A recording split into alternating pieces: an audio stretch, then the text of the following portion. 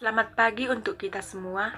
Puji dan syukur kita panjatkan kepada Tuhan Yang Maha Esa, di mana sampai saat ini kita masih diberikan kesehatan. Baiklah, saya akan menjelaskan tentang materi ragam bahasa Indonesia dengan mata kuliah bahasa Indonesia yang diampu oleh Ibu Dr. Misnawati MPD. Sebelumnya saya akan memperkenalkan diri saya sendiri.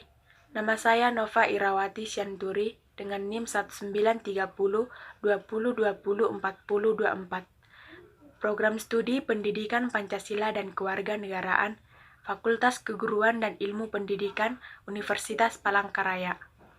Baiklah, saya akan menjelaskan tentang materi ragam bahasa Indonesia. Definisi ragam bahasa. Ragam bahasa merupakan suatu istilah yang dipakai untuk menunjuk salah satu dari sekian variasi yang terdapat dalam pemakaian bahasa. Variasi itu hadir oleh kebutuhan penutur akan adanya alat komunikasi yang sesuai dengan situasi konteks sosialnya. Kehadiran ragam bahasa ini dimungkinkan oleh adanya hal yang terdapat dalam masyarakat seperti usia, pendidikan, profesi, dan latar belakang budaya. Pengertian ragam bahasa ini berkomunikasi perlu memperhatikan aspek yang pertama, situasi yang dihadapi, yang kedua, permasalahan yang hendak disampaikan, yang ketiga, latar belakang pendengar atau pembaca yang setuju, yang keempat, medium atau sarana bahasa yang digunakan. Berdasarkan situasi pemakaiannya, ragam bahasa terdiri atas 3 bagian ragam. Yang pertama, bahasa formal, yang kedua, ragam bahasa semi-formal, dan yang ketiga, ragam bahasa non-formal. Selanjutnya nomor 2 yaitu klasifikasi ragam bahasa.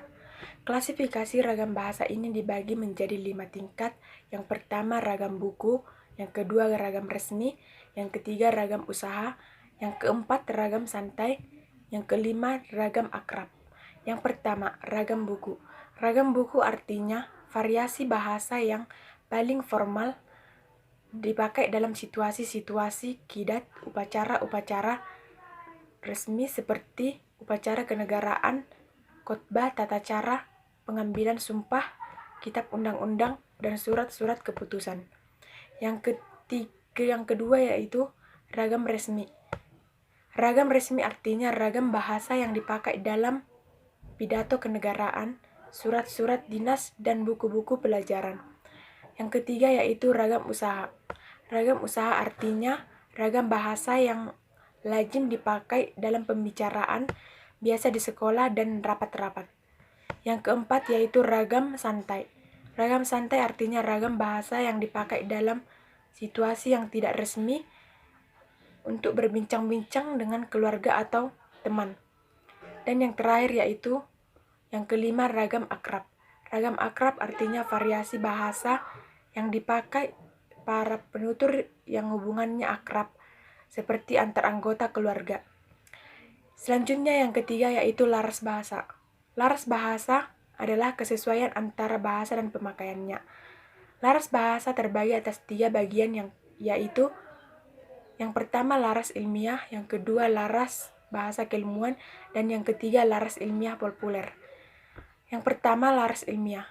Sebuah karya tulis ilmiah merupakan hasil rangkaian gagasan yang merupakan hasil pemikiran, fakta, peristiwa, gejala, dan pendapat.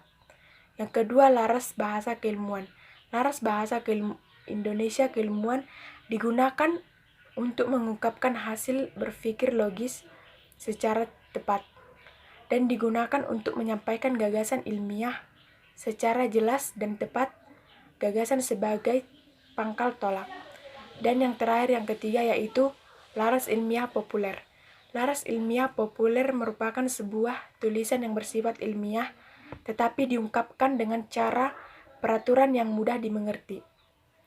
Demikianlah yang dapat saya sampaikan tentang materi ragam bahasa Indonesia. Semoga bermanfaat bagi kita semua. Jika ada kata-kata yang salah, saya minta maaf. Sekian dan terima kasih.